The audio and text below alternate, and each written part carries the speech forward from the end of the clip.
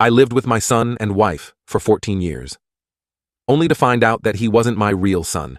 My wife leaves me and takes him away from me, because now my son's biological dad is rich and they can be a happy family together. They portray me as a bad father, but my son says something in court which reveals shocking truth. I never thought I'd be writing a post like this. My whole world has been turned upside down, and I'm struggling to make sense of it all. I guess I should start from the beginning. I'm a 35-year-old man, and until yesterday I thought I had a pretty good life. I've been married to Rebecca for 14 years, and we have a son, Adam, who's 14 years old. We got married when Rebecca found out she was pregnant. It wasn't planned, but I was happy to step up and be a father. From the moment Adam was born, I loved him with all my heart. I was there for his first steps, his first words, and every milestone since. I worked 2 jobs to make sure we had enough money to give him a good life. It wasn't always easy, but I never complained. That's what fathers do, right? I always tried to be the best dad I could be. I helped Adam with his homework, taught him how to ride a bike, and went to all his soccer games. We had our father-son camping trips every summer, just the 2 of us. Those were some of the best times of my life. I wasn't perfect, but I always put my family first. I made sure Adam had everything he needed for school, even if it meant I had to skip lunch at work sometimes. I saved up for months to buy him the latest gaming console for his birthday last year. The look on his face when he opened it was worth every extra shift I worked. Rebecca and I had our ups and downs, like any couple, but I thought we were happy. We celebrated our 14th wedding anniversary last month with a nice dinner at home. Adam even made us a card. It's still on our fridge, or at least it was. Yesterday started like any other day. I went to my first job in the morning, then my second job in the afternoon. I was looking forward to getting home and having dinner with my family. But when I walked through the door, something felt off. The house was too quiet. Usually Adam would be watching TV or playing video games, and Rebecca would be in the kitchen. But there was nothing. No sounds, no smells of dinner cooking. Just silence. I called out for them, but there was no answer. I checked Adam's room, thinking maybe he was wearing headphones and didn't hear me, but his room was empty. Some of his clothes and his favorite books were missing. My heart started racing as I went to our bedroom. That's when I saw the note on the bedside table. It was in Rebecca's handwriting. My hands were shaking as I picked it up and started reading. The contents of that note have been playing on repeat in my mind ever since. Rebecca wrote that she and Adam were leaving me, but that wasn't even the worst part. She revealed that I'm not Adam's biological father. According to the note, Rebecca had a brief relationship with another man just before we got together.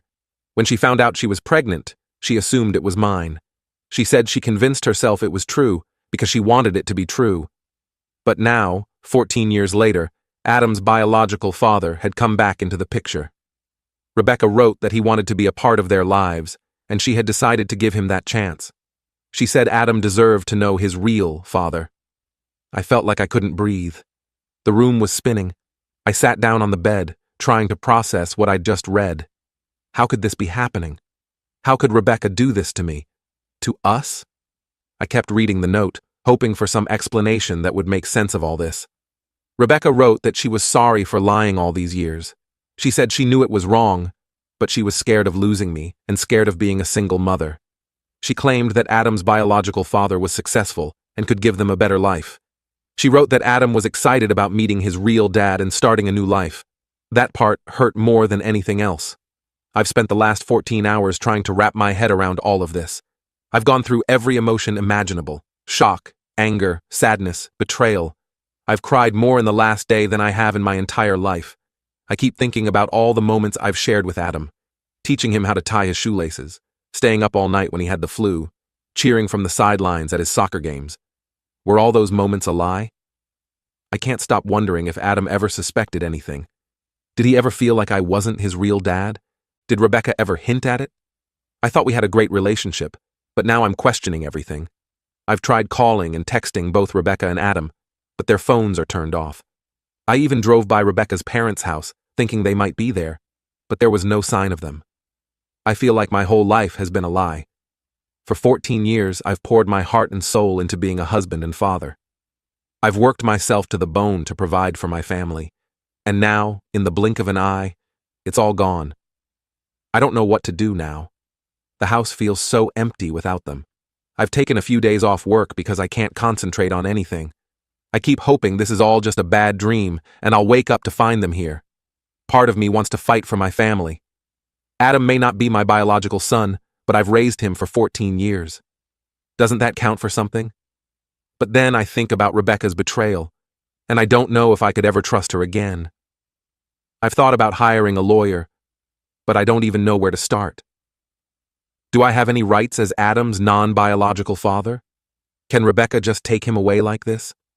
I feel so lost and overwhelmed. I've also considered trying to find them, but I don't know if that's the right thing to do. If Adam really wants to be with his biological father, do I have the right to interfere? The thought of never seeing him again is killing me, but I also want him to be happy.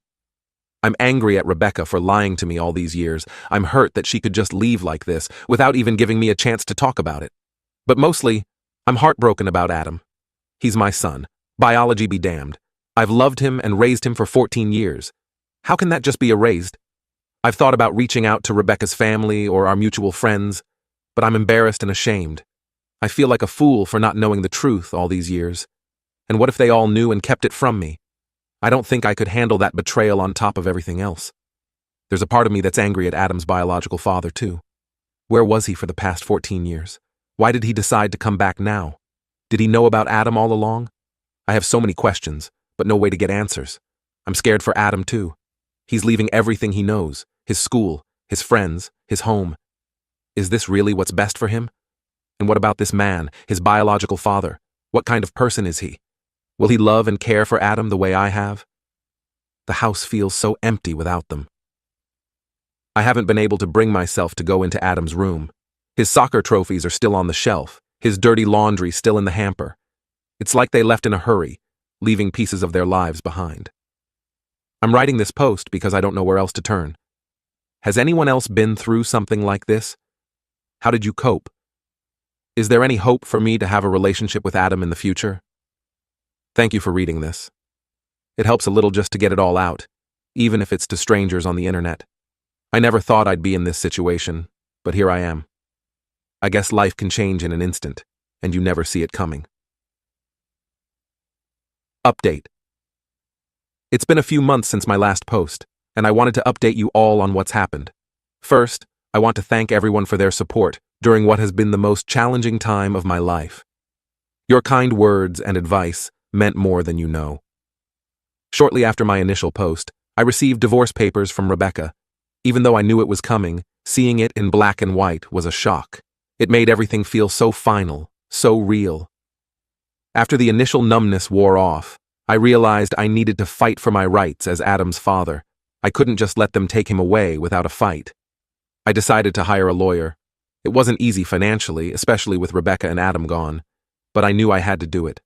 I found a decent attorney who was willing to work with me on the payments. He warned me from the start that it would be an uphill battle, given that I'm not Adam's biological father, but I was determined to try. The legal process was brutal, even more than I expected. Rebecca and Adam's biological father, who I learned is named David, seemed to have unlimited resources. David is apparently quite wealthy, which made things even more difficult for me.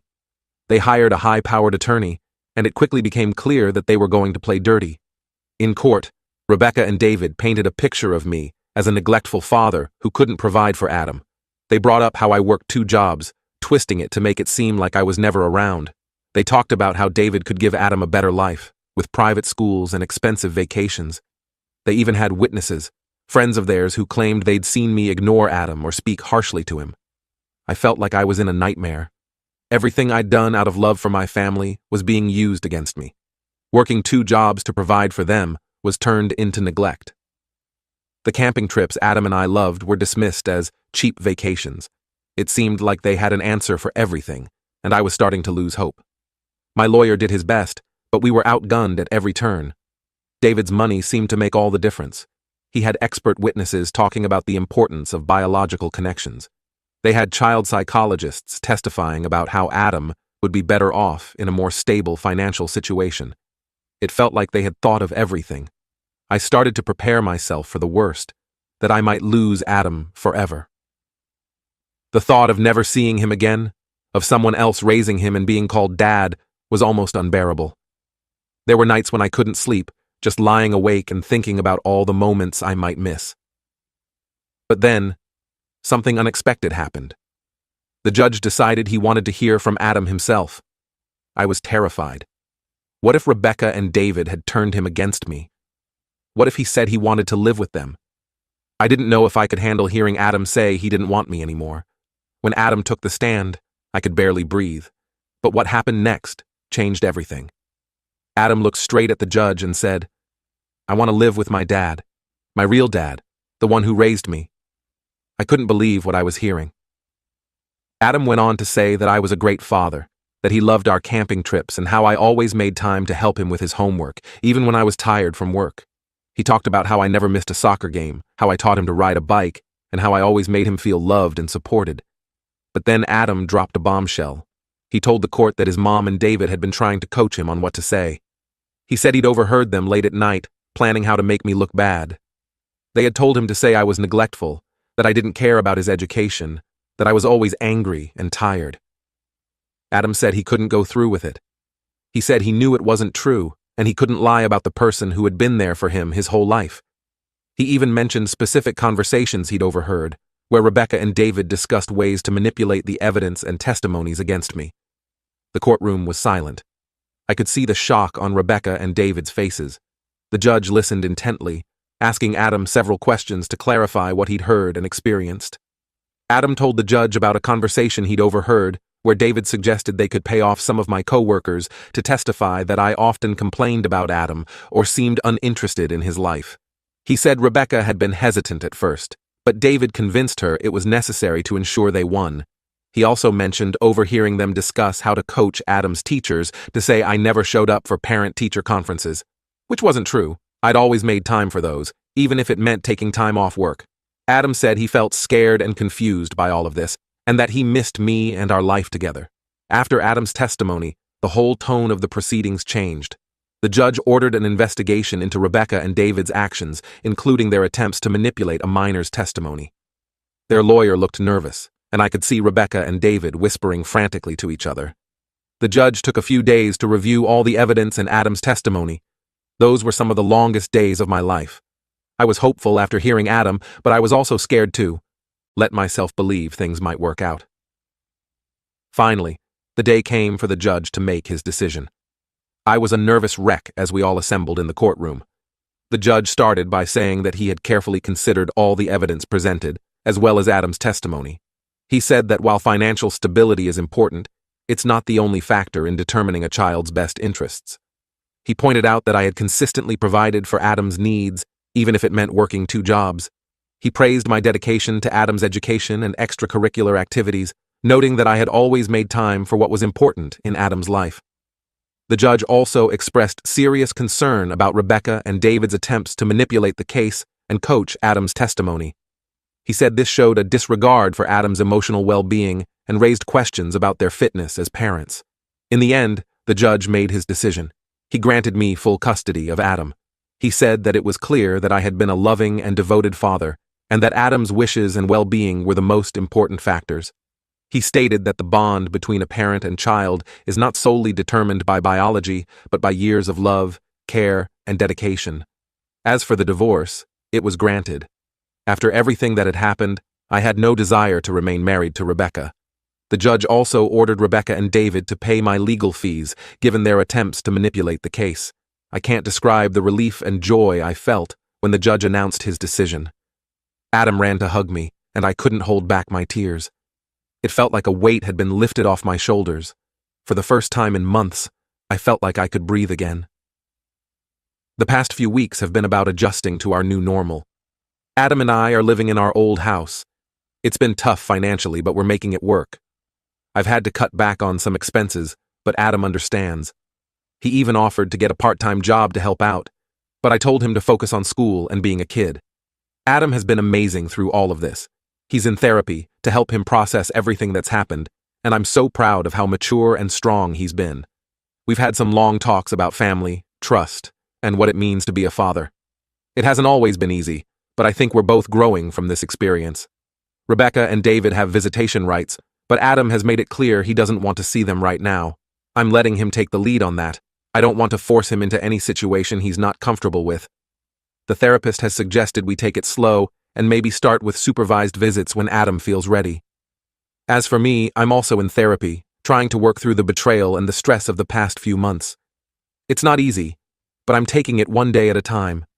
I'm learning to trust again, to believe that good things can happen even when everything seems dark. I've had to make some changes at work. I explained the situation to my bosses, and they've been understanding. I've cut back on some hours so I can be home more for Adam. It means things are tighter financially, but being there for Adam is worth it. We're slowly finding our new rhythm. Adam and I cook dinner together most nights now. We're both pretty terrible at it, but we're learning and laughing a lot in the process. We've started having a weekly movie night, and we're working our way through all the classic films I loved as a kid. I want to thank everyone who offered support and advice on my original post. There were times when your kind words were the only thing keeping me going. To anyone else going through something similar, don't give up. The truth has a way of coming out. Adam and I are looking forward to the future. We're planning a camping trip for this summer, just the two of us, like old times. We're both excited about it, a chance to reconnect and make new memories. There are still challenges ahead. I know there will be tough days, days when the hurt and anger come rushing back. But I also know that Adam and I can face anything together. No matter what happens, we'll always have each other. Thank you all again for your support. It means more than you know. Here's to new beginnings and the family we choose.